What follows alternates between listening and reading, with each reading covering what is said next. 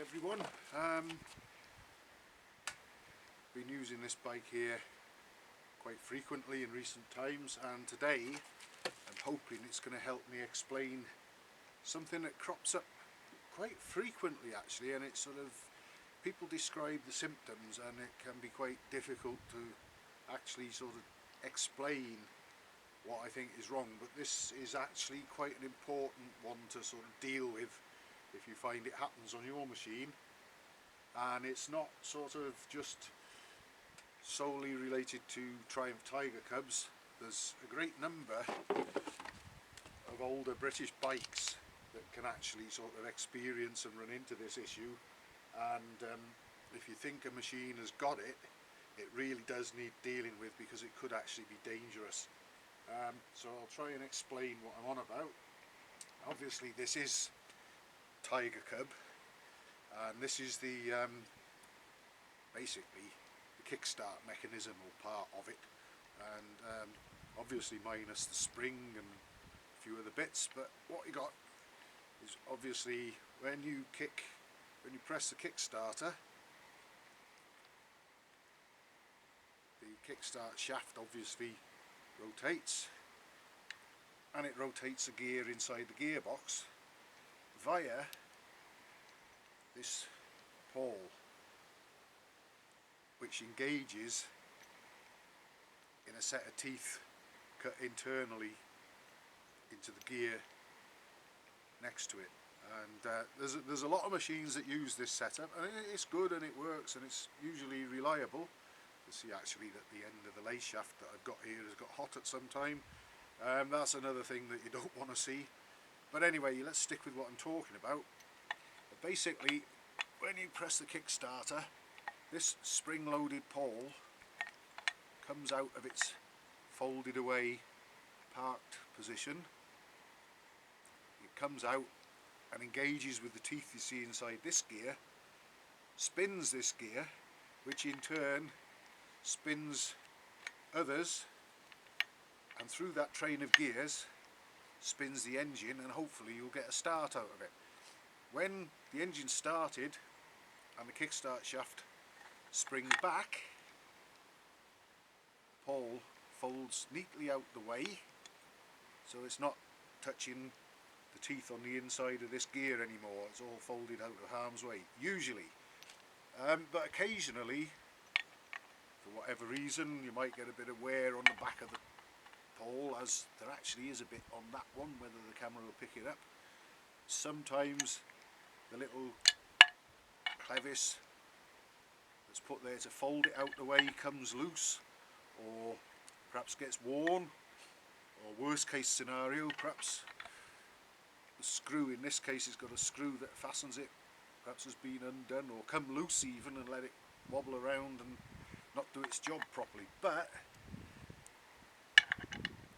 an instant way to sort of find out if that is happening is basically, if you put the machine in any gear, free off the clutch, start off in neutral, free off the clutch, pull the clutch in, give the engine a few kicks, whatever, and then put the machine into any gear that you like, and roll it backwards and forwards with the clutch pulled in.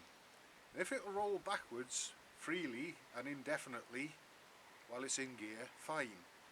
If it'll roll forward but comes to a stop when you try to roll it backwards, chances are that pole isn't folding away far enough and it's catching the teeth of this gear and not letting the engine go backwards, because obviously this only goes back so far and it comes to a stop, and that's as far as it can go. That's your kickstart quadrant, rolling back to the park position and coming to a dead stop there, and that is what's stopping you rolling back if you can't roll back in gear. And I'll demonstrate on the Trials Cub. I'll put it in gear, I'll free the clutch off, I'll put it in gear and I'll roll it backwards and forwards to demonstrate that everything's working as it should on this one. Bear with me. It doesn't matter whether the engine's running or not to do this test, but what you should have, let's free the clutch off, I'll pull the clutch in, right, that's released it. Now into second gear, clutch is still in, and I can roll the machine backwards and forwards. Now I'd also be able to do that if the engine was running, so no problem there. The only problem I've got with this bike is it's got that little stumpy gear lever, which can sometimes make it difficult to get neutral. But anyway, that's by the by.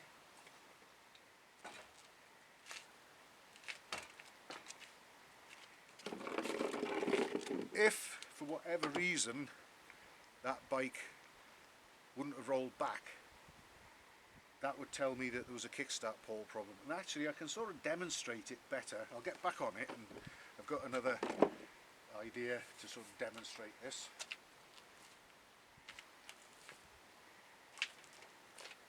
We'll put it in second gear again.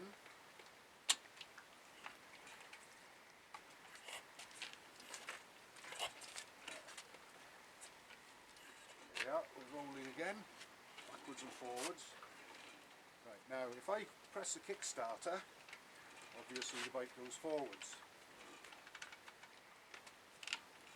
Now, if I engage the Kickstarter and try and go backwards, hopefully we might see what happens here.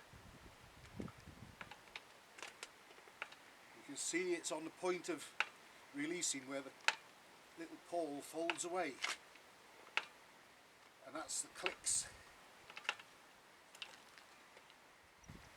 If that pole didn't fold away, we'd only roll back as far as where the kickstart came to its park position, and the whole lot would lock up and we'd go no further backwards.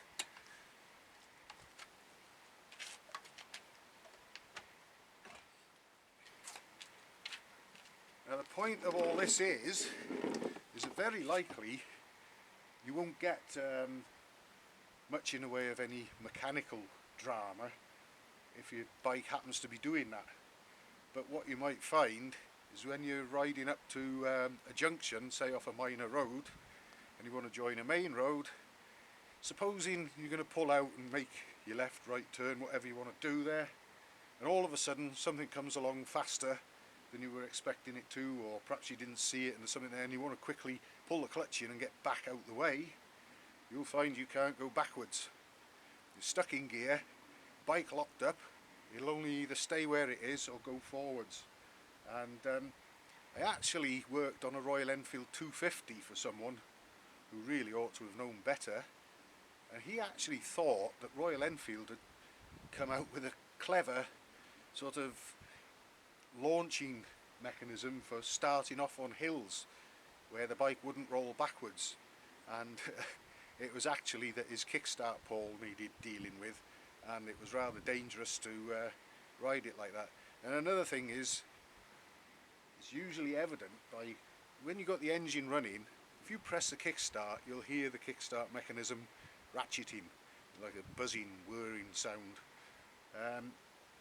If you've got the problem where the pole doesn't quite fold away far enough, you might hear similar, but it usually won't be so loud because the pole is folded away to a point usually, just not enough. So there might only be a faint buzzing noise or whatever. But if you suspect or you have any of these symptoms where the bike won't go backwards in gear, it's definitely, or I would put money on it, certainly being that there, not folding away far enough. And if that's the case, you really need to get it sorted as soon as possible, and it's probably best not to ride the machine like that because it won't get any better, and it could actually cause an accident or a fatality. So I hope that might be of interest to some people. And like I say, it can cover a multitude of British bikes, not just the Tiger Cub. Lots of others use the design as well, so it's something worth looking out for.